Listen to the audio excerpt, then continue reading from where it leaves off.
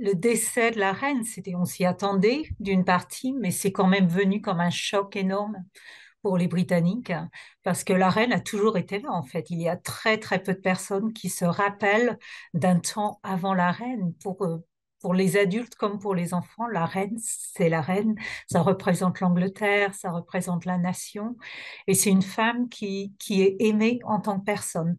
C'est pas juste un symbole, pas juste la patrie, mais c'est vraiment une femme remarquable, en fait, qui, malgré un rôle qui a une certaine distance, dans lequel elle ne peut pas beaucoup parler d'elle-même ou exprimer des opinions, a quand même réussi à transmettre en fait l'amour pour son peuple, hein, et le service pour son peuple de telle façon que les Anglais ont beaucoup de respect et d'amour pour la reine. Et en fait, c'est une personne qui sourit beaucoup quand on la rencontre, euh, elle est aimable, elle est simple en fait. Il y a une simplicité qui est presque en contradiction en fait avec ce qu'elle représente. La première fois en fait que j'ai rencontré la reine, c'était pour un service, un grand service national. Et en fait, j'étais tout juste derrière l'archevêque. On était assis en face de la reine. Et et elle souriait, elle prenait part au service et à la fin chantait l'hymne national en fait anglaise, God Save the Queen, donc que Dieu sauve notre reine, en regardant la reine.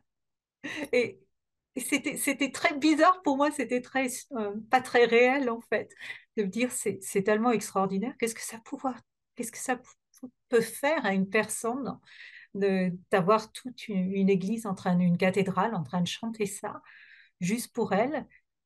Et malgré tout, elle a continué à sourire, à parler, à être, euh, à être normale en fait, malgré tout. Et je pense qu'on reconnaît ça chez elle et que les Anglais ont vraiment reconnu cette qualité. Donc toutes les églises, quasiment partout, vont être ouvertes, vont avoir des espaces de prière. Euh, et enfin, les prêtres dans l'église anglicane et dans les autres églises aussi sont prêts à accueillir les fidèles pour pouvoir prier avec eux, pour avoir des services ou des offices aussi dans les églises. Donc l'église anglicane a publié tout un menu en fait de services et de prières, de réflexions à faire dans les écoles, à faire dans les églises.